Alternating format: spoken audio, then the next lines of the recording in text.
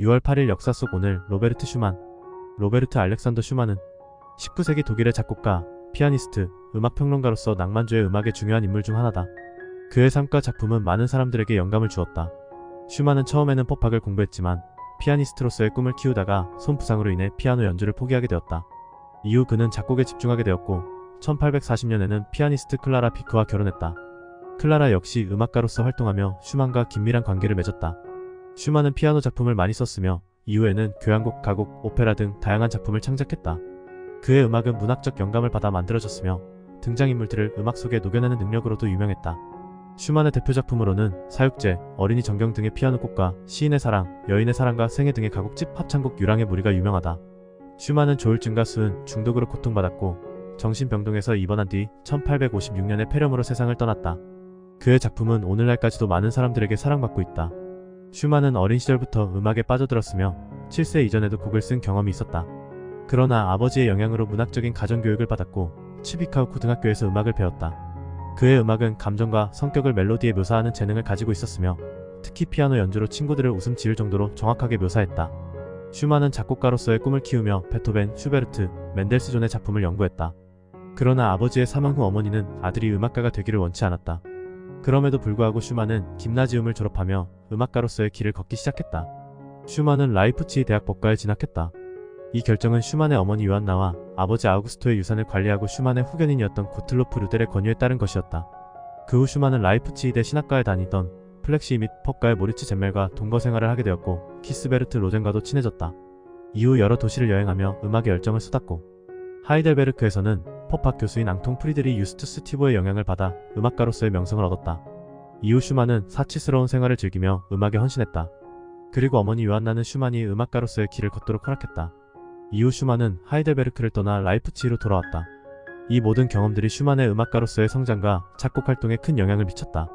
슈만은 1830년 10월 라이프치히로 돌아와 피크의 집에서 레슨을 받았다. 그러나 피크의 까다로움과 엄격함에 불만을 품게 되었고 1831년에는 훈멜에게 레슨을 받고 싶다는 편지를 썼다. 이후 피크가 클라라와 연주 여행을 떠나면서 슈만은 피크의 집을 떠났고 다시 사교 활동에 힘을 쏟기 시작했다. 슈만은 카페에서 예술을 좋아하는 친구들과 음악에 대한 이야기를 나누며 다비드 동맹의 영감을 받았다. 이 시기에 작품 번호 2번인 나비를 작곡했다. 슈만은 테크닉 연습으로 오른손을 다치기도 했고 눈병에 걸려 실명을 걱정하기도 했다. 그러나 1832년부터는 작곡에 전념하며 피아노 곡을 주로 쓰기 시작했다. 슈만은 1832년에 일반 음악신문에 프레데리크 쇼팽을 소개하는 글을 투고했다. 그러나 독일의 속물적인 음악 비평계의 수준에 불만을 품게 되었고 이후 1833년부터 친구들과 함께 음악 신보를 창간했다. 이 잡지에서 슈만은 다비드 동맹이라는 가상 동맹을 만들어 저속한 블레셋신과 싸우는 방식으로 자신의 의견을 표현했다. 그러나 가족의 사망과 고독, 공포감에 시달리는 시기도 겪었다. 슈만은 친구 루트비 슌케와 예술가의 후원자였던 상인 카를 포이트, 그리고 포이트의 아내 헨리에테로부터 위로를 받았고 슌케와의 우정은 그가 사망할 때까지 이어졌다. 이러한 경험들이 슈만의 음악적 활동과 작곡에 영향을 미쳤다. 1834년에 18세였던 에르네스티네 폰 프리켄이 비크의 새 제자로 비크의 집에 머무르기 시작했다. 슈만은 에르네스티네와 연애를 하다가 반년이 지나지 않아 그녀와 약혼했지만 이후 몇 주 안에 양측의 합의로 파혼하게 되었다. 에르네스티네는 폰 프리켄 남작과 차트비츠 백작 부인 사이에 사생아였으며 이러한 복잡한 가정사정 때문에 슈만은 상처를 입었다. 이 연애에서 슈만은 작품 번호 9번인 사육제와 작품 번호 13번인 교향적 연습곡을 작곡했다. 사육제에서는 에르네스티네의 이름에서 4글자 ASCH에 해당하는 음영을 사용했고 교향적 연습곡은 에르네스티네의 아버지 폰 프리켄 남작이 작곡한 주제를 기반으로 변주곡을 작성했다. 이후 슈만과 클라라의 연애가 시작되면서 에르네스티네는 이들의 연애를 응원했다. 슈만과 클라라는 남매처럼 가까운 관계를 가졌다. 그러나 슈만은 에르네스티네와 헤어진 뒤 클라라에게 향한 사랑을 키워갔다. 1835년 가을에 펠릭스 멘델스존이 라이프치히 게반트하우스의 지휘자로 취임하면서 클라라도 데뷔했다. 이후 슈만과 클라라는 서로의 연주회를 찾아가며 깊은 관계를 유지했다. 그러나 피크는 슈만과 클라라의 관계를 방해하며 두 사람을 떨어뜨리려 했다. 클라라는 피크의 방해에도 불구하고 슈만과 결혼을 결심하게 되었다. 이 시기에 작곡된 곡들은 피아노 소나타 1번, 환상소곡집, 피아노 소나타 3번, 어린이의 전경, 크라이슬레리아나, 환상곡 등이다. 슈만은 1838년 10월부터 다음 해인 1839년 4월까지 빈에서 머물렀다. 빈은 슈만이 지향하던 베토벤과 슈베르트의 도시이기도 했다. 그러나 빈의 출판사들은 오히려 슈만을 맞아서 검열에 의해 억압받을 것을 염려해 음악신보의 본거지로 옮기는 계획을 포기했다. 빈에서 머무는 동안 슈만은 베토벤과 슈베르트의 무덤을 방문했고 슈베르트의 교향곡 9번 초고를 발견했다. 이 교향곡은 1839년에 멘델스존의 지휘로 라이프치히 게반타우스 연주회에서 초연돼 폭발적인 성공을 거두었다. 슈만은 1839년 6월 15일 클라라의 동의를 얻어 변호사를 선임하여 더 이상 피크와의 화해가 불가능하다고 생각했다. 그해 7월에는 피크와 이혼해 베를린에서 거주하던 클라라의 친모 마리 안네 바르기를 찾아가 클라라와의 결혼 동의를 얻었다. 또 공적 지위를 얻는 것이 결혼에 도움이 될지 모른다고 생각해 1840년 2월 셰익스피어와 음악의 관계에 대한 논문을 통해 예나 대학 철학 박사 학위를 받았다. 그러나 피크는 클라라가 피아노 치는 것을 금지하고 집에서 내쫓았고 클라라는 베를린에서 데리러 온 친모 마리 안네를 따라갔다. 피크는 클라라의 상속권 정지 등으로 맞서려 했지만 법정에서는 유효한 혐의를 제기하지 못해 재판장에서 욕설을 퍼붓기도 했다.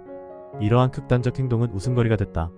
결국 슈만과 클라라는 1840년 8월 12일 결혼을 허가받았고 9월 12일 라이프치히 근교 세넨펠트 교회에서 결혼식을 올렸다. 슈만은 1839년에 성악곡은 기악곡보다 수준이 낮아 위대한 예술로 인정하기 어렵다라 평했고 실제로 작품 번호 23번의 4개의 녹턴까지 거의 피아노곡만 작곡했다. 그러나 1840년 클라라와의 결혼을 앞두고 가곡을 다루기 시작했다. 이해에는 120곡 이상의 가곡과 중창곡이 작곡되었는데 이는 슈만이 평생 남긴 가곡의 대부분을 넘어서는 것이어서 1840년을 가곡의 해라고 부르기도 한다. 이에 대해 슈만은 다른 음악에는 전혀 손이 가지 않았다. 나는 나이팅게일처럼 죽을 때까지 계속 노래할 것이다 라고 말했다. 결혼 후에는 클라라와 함께 바흐의 평균율 클라비어 곡집을 연구했고 이후에는 베토벤 등 빈 고전파의 현악 사중주곡을 공부했다. 1841년에는 교향곡 1번이 완성되었는데 이 곡은 슈만의 라이프치히 시대를 대표하는 작품으로 이 곡의 성공은 슈만의 창작 활동에서 피아노곡과 가곡에서 교향곡 작가로의 탈피라는 획기적인 계기가 되었다. 슈만은 1833년부터 간헐적으로 정신병적 증상이 심해졌다. 1840년대에 이미 환청 등 환각 증상과 망상을 나타냈다. 증상은 더욱 심해져 1854년에는 라인강에 투신하였다. 이후 현재 본에 있는 앤데니의 정신병동에 자발적으로 입원하였다. 정신병적인 우울증으로 진단받은 그는 회복하지 못하고 2년 후 46세의 나이로 폐렴으로 사망했다. 시신은 본에 매장되었다. 슈만과 동시대 독일 작곡가이자 음악批평가인 루이스 에럴트는 저서 슈만과 그 악파에서 베토벤이 고전적 시대 예술의 정점이라면 슈만은 우리의 현대 시대의식을 구현하는 존재가 되었다. 그의 투쟁이 맺은 사랑에는 반드시 자상하고 온화한 수호신이 깃들어 있어 우리는 인간적으로 그곳에 끌린다고라고 평가했다. 또 19세기 러시아 작곡가인 표트르 차이콥스키는 2세기 후반의 음악은 예술사적 측면에서 후세가 슈만기라고 부르는 그런 시기로 들어갈 것임에 틀림없다. 슈만의 음악은 베토벤의 작품과 유기적으로 연결되면서 동시에 결정적으로 이를 떠나 우리에게 새로운 음악 형식의 전체적인 세계를 개척했고 그러한 위대한 선구자들도 아직 건드리지 못한 현을 울리고 있다. 이 현은 우리의 비밀스러운 심리적 과정, 저의심과 우울과 이상을 우러러보는 눈빛, 오늘날 사람의 마음을 감동시키는 것으로 우리의 마음에 울림을 주고 있다라고 말했다.